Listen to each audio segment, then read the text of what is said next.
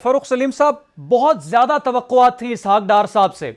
और जब इसहाक डार साहब पाकिस्तान में नहीं थे, लंदन में थे, तो उस वक्त ये उनके हामी और मुस्लिम लीग नवाज के रहनुमा और कायदीन कहते हुए दिखाई दिए कि इसहाक डार के पास तो गिद्दड़ सिंह ही है, उनके पास बड़े फार्मूलाज हैं और वो जब भी वजारत खजाना का कलमदान संभालते हैं, पाकिस्तान का जो कर्जा है वो भी कम होना शुरू हो जाता है। डॉलर की जो कीमत है, डॉलर की जो कदर है, उसमें भी कमी आती है, रुपया मुस्तहकम हो जाता है, मुल्क में फैक्ट्रियों का जो पहिया बंद हो रहा है वो चलने लगता है, कारोबार बहाल हो जाता है। और जब इसहाक डार साहब आए तो बड़ी तवक्कुआत के साथ फूलों के हार पहनाए गए। इसहाक डार साहब आ गए हैं, अब पाकिस्तान के तमाम मुआशी हालात ठीक हो जाएंगे, मुआशी मसाइल का हल हो जाएगा। इसहाक डार साहब जादू की छड़ी घुमाएंगे और डॉलर 200 रुपए पर आ जाएगा। और इसहाक डार साहब ने खुद यह दावा किया था कि 200 पर डॉलर को लॉक कर देंगे और जो नौजवान बिलखुसूस इस मुल्क से भागना चाह रहे हैं वो पाकिस्तान में ही फिर अपना मुस्तकबिल उसको रोशन देख सकेंगे। लेकिन बदकिस्मती से और बहुत अफसोस से कहना पड़ता है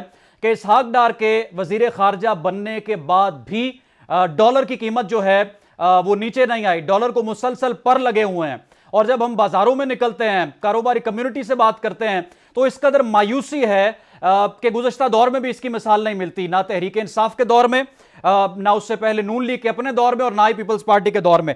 अब क्या आपको लगता है कि इलेक्शंस में ताखीर और मुल्क में एक जो क्योस की सूरत हाल है, सियासी बेचैनी है, कौन आएगा कौन जाएगा, किसकी हुकूमत, अभी तो हमें यही नहीं पता 13 जमातें हैं, 14 जमातें हैं, कसूरवार किसको करार देना है?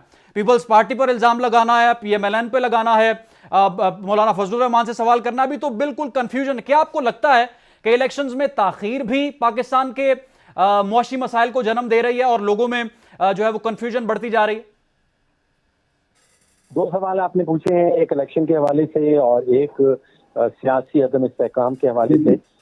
इसमें कोई शक नहीं कि सियासी अदम इस्तेहकाम जो है वो उसका मईशत के ऊपर एक बड़ा गहरा असर होता है। सियासत और मईशत का एक बड़ा गहरा चोली दामन का साथ है।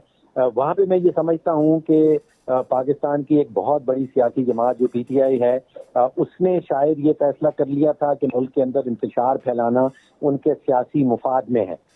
9 मई के बाद के जो इकदाम हैं जो हमारे सामने आए हैं, उसके नतीजे में मैं समझता हूँ कि PTI की जो काबिलियत थी, उनकी जो कैपेसिटी थी इंतशार फैलाने की, वो तकरीबन न्यूट्रलाइज कर दी गई है, तकरीबन ख़त्म हो गई है। और सियासी इस्तेहकाम आज 2 महीने या 3 महीने पहले के मुकाबले में बहुत बेहतर है।